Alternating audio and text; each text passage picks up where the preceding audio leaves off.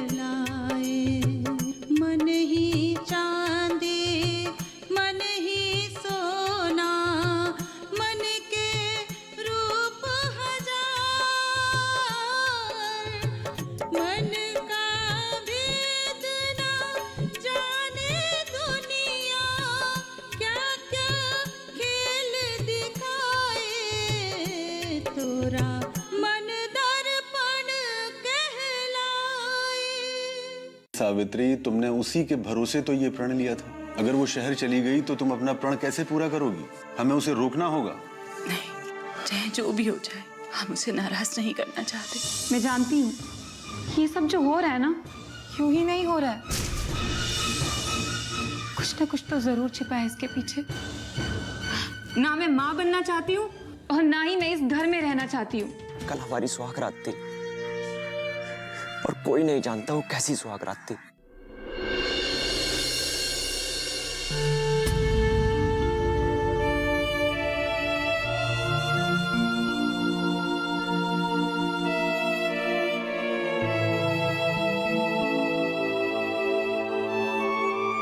बबुआ। अरे बुआ आप? हाँ हाँ।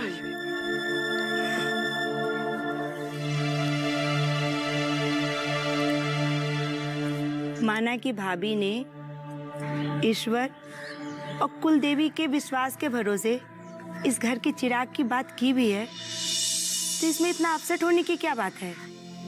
नहीं बुआ, वो क्या, शादी के शुरुआत के कुछ ऐसे दिन होते हैं जिसके सहारे पूरी जिंदगी काटी जाती है। और तुम ही अपसेट रहोगे तो बहुरिया की खुशी का क्या होगा? इस घर की तो खुशियां ही मिट जाएगी। नहीं बुआ, मैं ऐसा नहीं होने दूंगा। तुम्हें मालूम है, अंबिका भाभी यही तो चाहती है कि इस घर का माहौल खराब हो, इस घर के लोगों के चेहरे से खुशियां गायब हो जाए। और तुम्हें देख के ऐसा ही लगता है कि वो अपने मकसद में कामयाब हो गई हैं। इस घर के खुशियों को उन्होंने ग्रहण लगा दिया।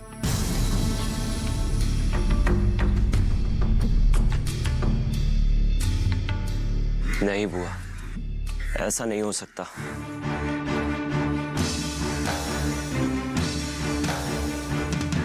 ऐसा नहीं है तो फिर संभालो खुद को। अंबिका भाभी के मकसद को खुद भी समझो और बहुरिया को भी समझाओ। शायद तुम्हें मालूम नहीं है, ज्योति के साथ जो तुम्हारी शादी हुई है उससे वो बिल्कुल चिढ़ी हुई हैं। मेरी शादी ज्योति के साथ होने की वजह से वो क्यों चिढ़ी हुई है? क्योंकि वो जो चाहती थी वो नहीं हुआ। गांव में अपनी साख ऊंची करने के लिए वो चाहती थी कि उनके बेटे लल्लन की शादी ज्योति से हो। ये तो मुझे पता ही नहीं था। तो अब पता चल गया ना। और तुमने डांट दिया रघु को, वो किचन में बैठा रो रहा है। रघु, रघु। जी भैया। मुझे माफ कर दो, मैं सचमुच अपसेट था। चलो मेरे लिए एक कप चाय लेकर आओ। चाय अभी लाता हूँ। जाओ। देखो बेटा, हमें अंबिका भाभी जैसी औरत से सावधान रहना पड़ेगा और ये भी याद रखना पड़ेगा कि वो हमारे घर के खिलाफ कुछ भी कर सकती हैं।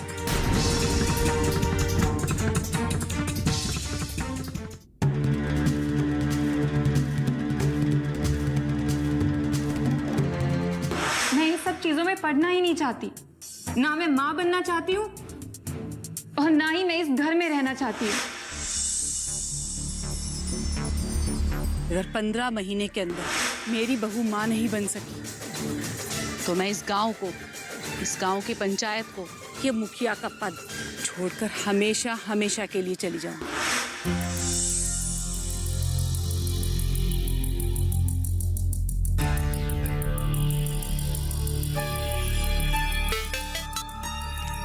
ज्योति, कैसी हो बेटा? माँ, आपने मेरी शादी करके अच्छा नहीं किया। ये क्या कह रही है बेटा? ऐसा क्या हो गया? किसी ने कुछ कह दिया क्या बेटा? नहीं माँ, मुझे इस घर में जो सम्मान मिलना चाहिए वो मिल रहा है, और जो प्यार मिलना चाहिए वो भी मिल रहा है। लेकिन मेरे पैरों में गृहस्थी की जंजीर बांधने की तैयारी हो रही है। ये तुम क्या कह रही हो बेटा? वही कह रही हूँ जो आप सुन रही हैं। ये जंजीर ना मेरे सपनों को मिटा देंगी, और मैं मेरे सपनों को मिटते हुए नहीं देखना चाहती। नहीं बेटा, हमने तुम्हारी शादी से पहले सब कुछ तय कर लिया था। वो तुम्हारे सपनों को पूरा होने से नहीं रोकेंगे। लेकिन अब मुझे लगता है वो सारे सपने अधूरे रह जाएंगे। मैं अपने करियर के लिए शहर जाना चाहती हूँ, वहीं पे प्रैक्टिस भी करूंगी। मैंने आप लोगों की खुशी के लिए शादी की, पर आप लोगों को मेरी खुशी के लिए इनसे बात करनी होगी। कल की कल बात कीजिए, मुझे शहर जाना है बस।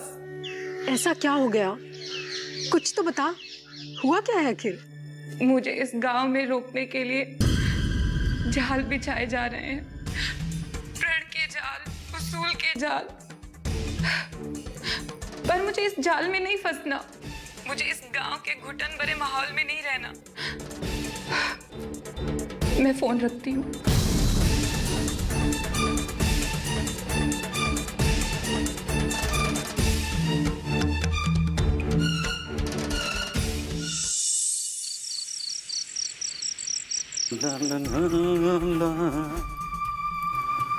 अरे लल्लन, अरे इतनी रात को कहाँ जा रहे हो तुम?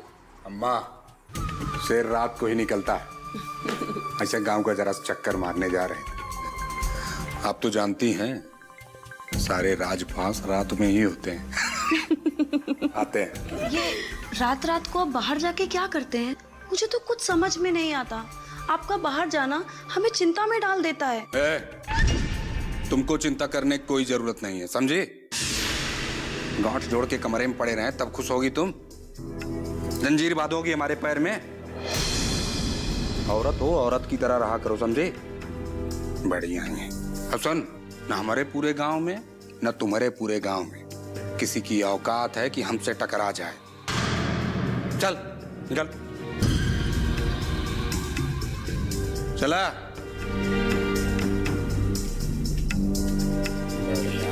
चिंता। अरे बेटा, मैं ये कह रही थी कि किसी ऐसे आदमी का इंतजाम करो जो हमें सावित्री के घर की सारी खबरें ला कर दे। हमें भी तो पता चले वहाँ क्या चल रहा है, क्या हो रहा है। समझ गए अम्मा। अगर हमें सब पता चल जाए तो आसानी से हम उनके मकसद को ध्वस्त कर सकते हैं। यहीं से चिंगारी लगा देंगे। हाँ? लेकिन एक बात कहूँ लल्लन, आज उस घर में तूफान तो उठा होगा, लेकिन मुझे कैसे मालूम हो कि वहाँ क्या हो रहा है? इतना तो तय है अम्मा कि सावित्री देवी अपने प्रण को पूरा करने के लिए कोई तरीका छोड़ेंगी नहीं। अब कोई और तरीका काम नहीं आएगा, क्योंकि बच्चा पैदा करने के लिए बहुरिया का घर में रहना बहुत जरूरी है। बहुरिया का राजी होना बहुत जरूरी है, और बहुरिया तो कुछ और ही मन बनाए बैठी है। क्या मन बनाए बैठी थी अम्मा? और आपको कैसे पता? क्या है ना, जख्म हमने दिया है, लेकिन उन जख्मों पर नमक छिड़ककर मर्रम भी मैंने ही लगाया है। और ज्योति सोच रही होगी कि मैंने उसे मर्रम लगाया है। ज्योति वंश बढ़ाने के लिए राजी नहीं होगी। तुमको कैसे मालूम अम्मा? वो क्या है ना लल्लन कि दोपहर को मैंने बहुरिया को फोन किया था। आपने फोन किया था? हाँ।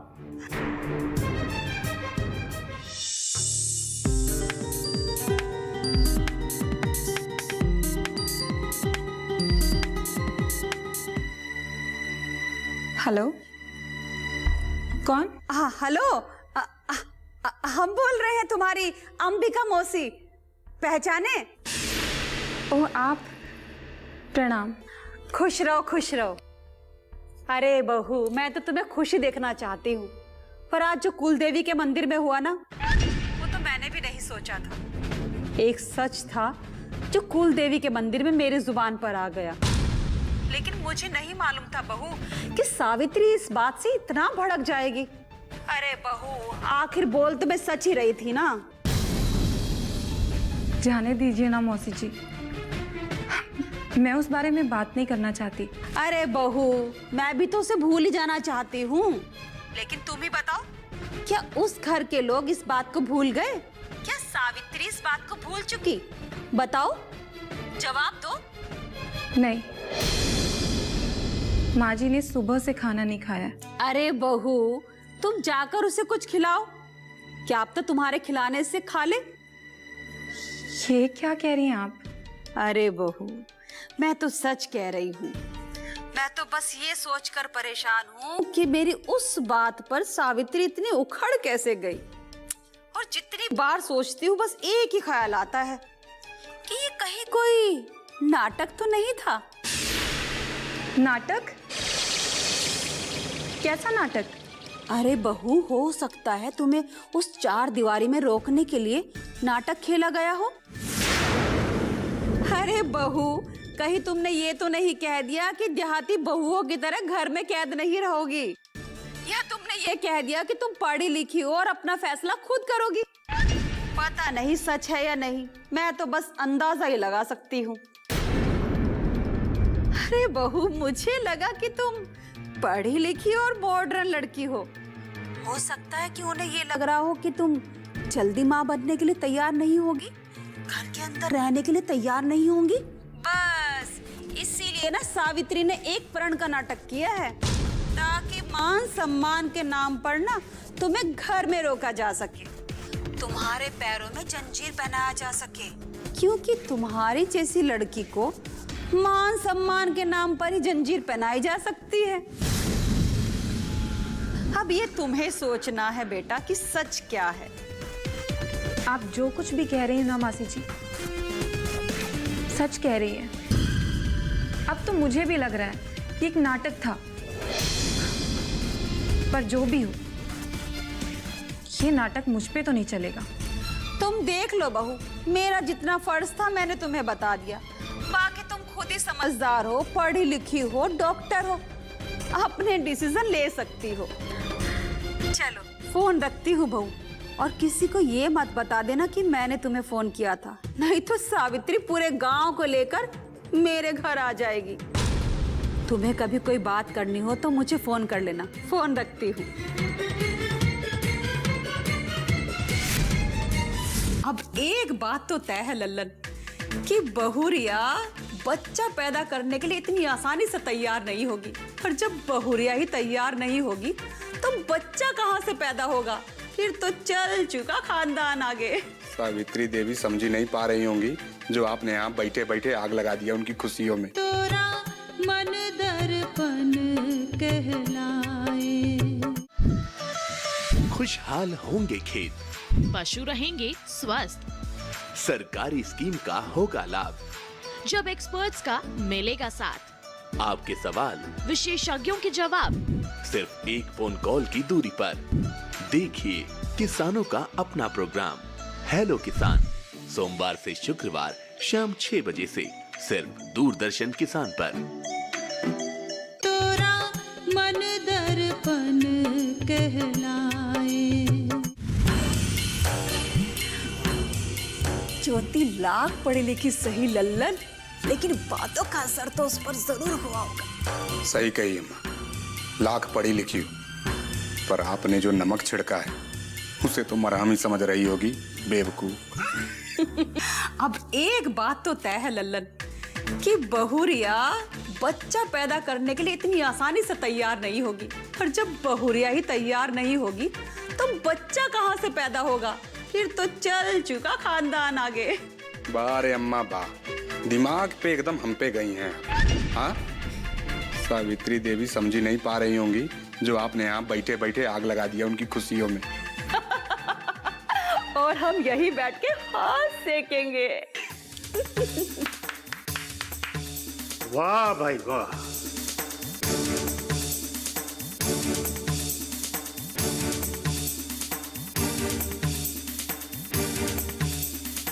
अगर आग तेज हो तो कभी कभी नजदीक से हाथ सेकने के चक्कर में हाथ जल भी जाते हैं। क्या? मैं आप दोनों की बातें सुन रहा था। अरे कम से कम परमात्मा से तो डरो। सारा संसार जानता है कि जो हम इस दुनिया को देंगे वही परमात्मा हमको महसूद वापस करेगा। वाह रे बाबूजी वाह, क्या बात है। जो आया है उसे जाना ही होगा। अम्मा, अब इनकर प्रवचन आप ही सुने, हम तो चले। आपने जिंदगी में कभी खुद तो कुछ किया नहीं, हमेशा मुझे ही लेक्चर देते रहते हैं। अंबिका जी, ये बात तो आप भी अच्छी तरह जानती हैं। मैं वो कभी भी नहीं करूंगा जो आप मुझसे करवाना चाहती हैं, क्योंकि मेरा ज़मीर मुझे ऐसा करने नहीं देगा।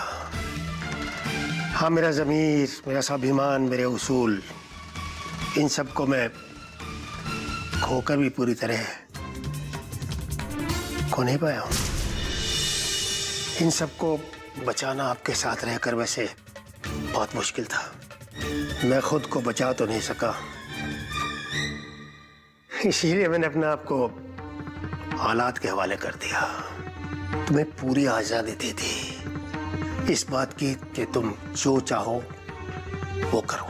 यानी आप ये कहना चाहते हैं कि आपको इस हालत में पहुंचाने की जिम्मेदार मैं हूं?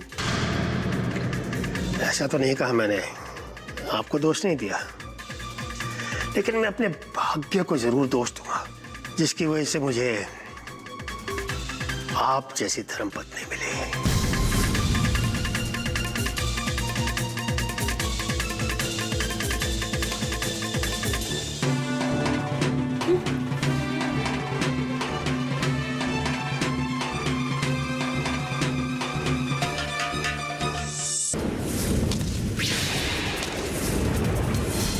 ये क्या है बहुरिया?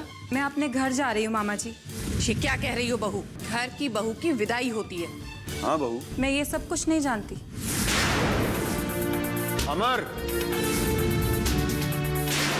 तोरा मन दर्पण कहलाए। जानेंगे क्या है किसानों का हाल। हम पहुंचेंगे आपके गांव। मिलेगा सरकारी योजनाओं का ज्ञान। जब लगेगी चौपाल। देखिए चौपाल चर्चा, सोमवार से शुक्रवार सुबह 9 बजे सिर्फ दूरदर्शन किसान पर।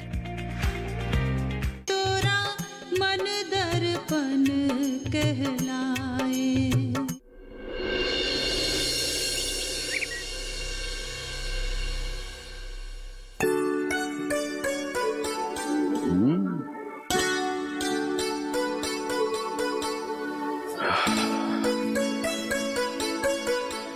मैं आपके लिए चाय लेके आई हूँ।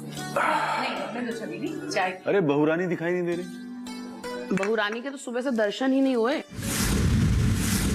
अरे ऐसा कैसे? कोई बात नहीं, तुम जाके देख लेती उसकी तबीयत कैसी। अमर कहाँ है? अब छत पर है। मैं गई थी चाय लेके सुबह, तो उसने बात तक नहीं की। पता नहीं माजरा क्या है। अरे आप कहाँ जा रहे हैं जीजा जी? मैं अमर से बात करके आता हूँ।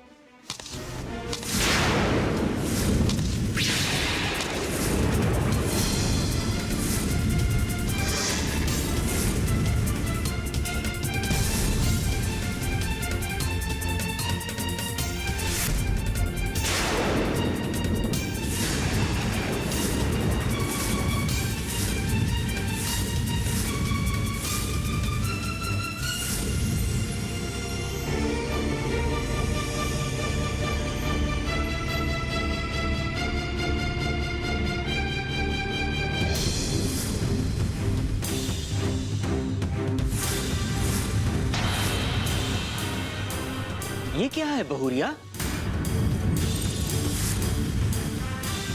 मैं अपने घर जा रही हूँ मामा जी। ये क्या कह रही हो बहू?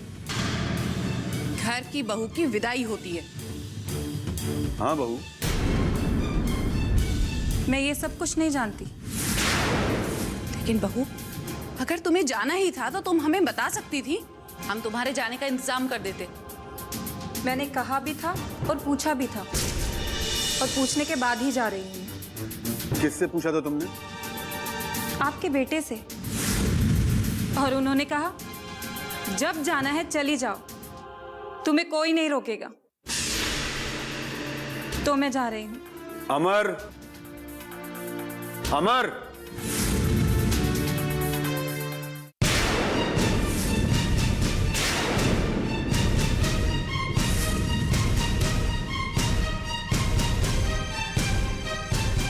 जी पापा। बहू को इस तरह घर से जाने की अनुमति तुमने दी थी? पापा मेरी बात का जवाब दो। इस तरह से जाने के लिए तुमने कहा था? पापा ज्योति मानने के लिए तैयारी नहीं दी, मैं क्या करता, मैंने भी कह दिया। अब तुम लोग शादी के बाद घर के सारे फैसले खुद लेने लगे। हम लोगों का इस घर में कोई महत्व नहीं रहा। नहीं पापा, ये मेरा फैसला नहीं था, ज्योति का फैसला था। हाँ हाँ, इस घर में सब सही है, गलत तो मैं ही हूँ। तो मुझे इस घर से चले ही जाना चाहिए। बहू, तुम हमें बता तो सकती थी। हम जानते हैं कि तुम समझदार हो और अपने फैसले खुद कर सकती हो। तुम जो कहती हम कर देते। आप क्यों करेंगी माँ? अगर गलती मैं कर रही हूँ तो पहल भी मुझे ही करनी चाहिए। समझने की कोशिश करो बहुरिया। बहू तुम आज रुक जाओ, हम तुम्हारे पापा को बुलाकर उनके साथ तुम्हें भेज देंगे। नहीं पापा जी, अब मैं इस घर में नहीं रुक सकती, मुझे जाना ही होगा।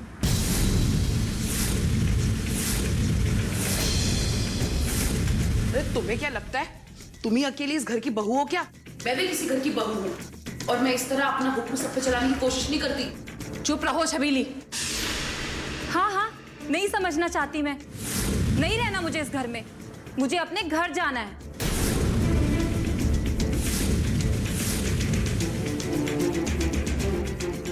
पापा। बेटा, तुम ठीक हो ना बेटा? ये क्या बहन जी, रिश्तों का ये मतलब तो नहीं कि बहू को सूटकेस उठाकर घर छोड़ने पर मजबूर कर दिया जाए? देखिए निर्मला जी, जिस तरह आप हैरान हैं उस तरह से हम सब भी हैरान हैं। देखिए दीदी जी, यहाँ क्या हो रहा है, क्यों हो रहा है, किसी को कुछ समझ में नहीं आ रहा है। शायद ये बात आपकी समझ में आ रही हो। अरे कुछ तो बात हुई होगी। आप खुद ही बहू से पूछ लीजिए। मैंने कल रात भी ज्योति को समझाने की कोशिश की, लेकिन ना तो ये कुछ सुनना चाहती ना कुछ समझना चाहती है। और कल रात पता नहीं ऐसा क्या हो गया, तब से ये शहर जाने की बात कर रही है। और उस बात को भी हमने स्वीकार किया। अगर जाना ही था तो हमसे कहा होता, तो सम्मान से भेजते हम, लेकिन ये तो अपना सूटकेस लेकर आ गई। पापा, माँ, मुझे अपने घर जाना है। हाँ बेटा, चलो।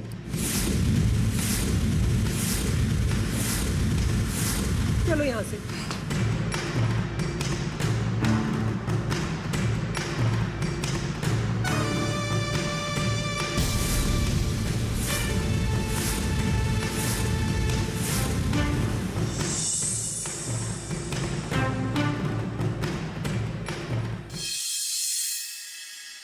उड़ गई वो पंछी जिसके पंख से परवास होकर तुम अपने प्रण की उड़ान पूरी करने वाली थी। जो तुमने प्रण कुल देवी के सामने लिया है ना, वो कभी पूरा नहीं होगा। आपसे एक बात कहनी थी। हाँ जरूर कहिए।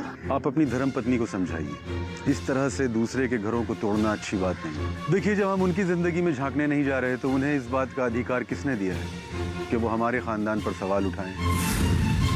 मन ही चांदी मन ही सोना, मन के रूप हजार, मन का भेद ना जाने दुनिया, क्या क्या खेल दिखाए तोरा मन दर्पण कहलाए।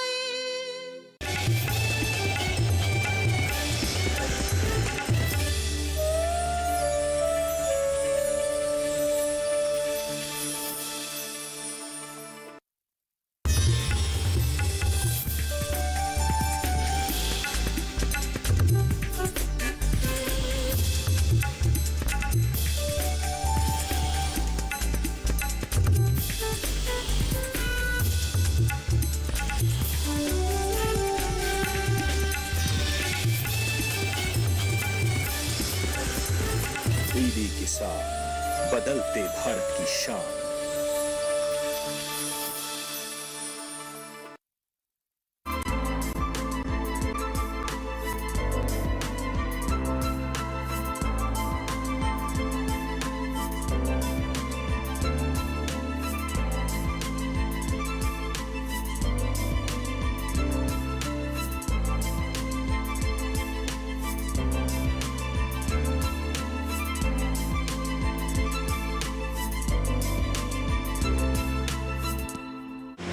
न जाने कितने जन्मों का अभिषेक किया है और न जाने कितनी विदाइयों को अर्थ, सम्मान और दिशा दी है। इस कड़ी में धर्म को कर्म के साथ जोड़ूंगा, होऊंगा हर की पौड़ी के एक लंगर में शामिल, जानूंगा कि क्यों सिद्ध संत के आश्रम में पाली गई गायों का दूध नहीं लिया जाता।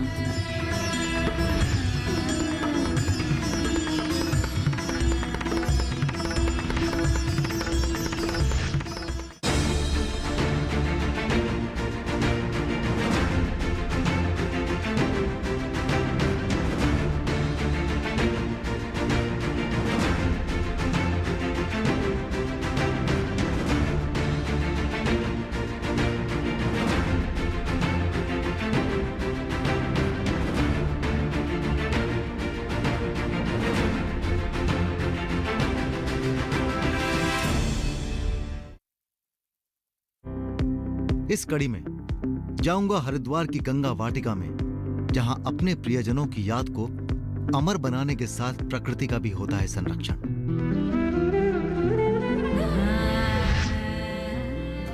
हरिद्वार की खूबसूरत गंगा आरती में होऊंगा शरीक। पहुंचूंगा अपर गंगा कैनाल पर बसे रुड़की शहर।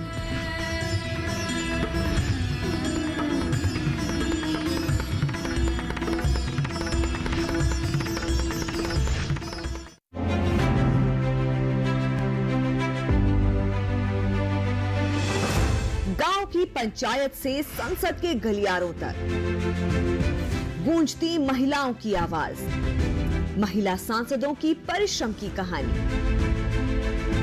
सुनिए उनकी जुबानी हमारा खास कार्यक्रम नेत्री महिला सांसद और उनकी कहानियां, सिर्फ डीडी किसान पर। मैं हूं श्रुति पनवर और हमारे साथ है किसान मित्र फेमस लाल और साथ में डिजिटल दीदी, और हम लोग किसान बहन भाइयों के लिए लेकर आ रहे हैं छटाक भर खुशी में। इसमें बात होगी कृषि के बारे में और मुलाकात होगी ज्ञान, विज्ञान और कला के क्षेत्र में मशहूर हस्तियों से, और कराएंगे आपको भारत के खूबसूरत जगहों की सैर, और उठेगी यहाँ गीत संगीत की लहर, क्योंकि सबके लिए है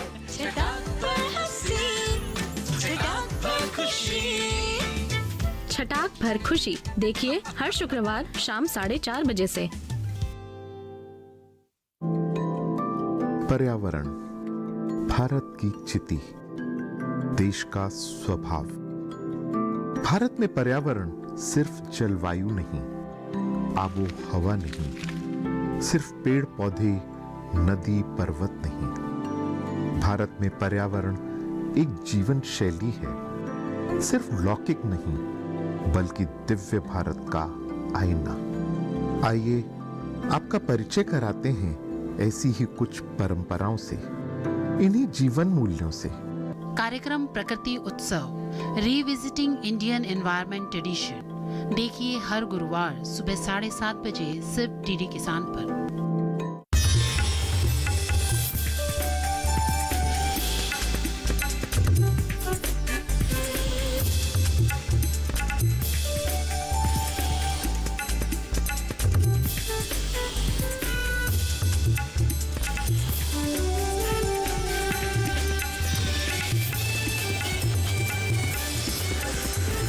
डीडी किसान, बदलते भारत की शान।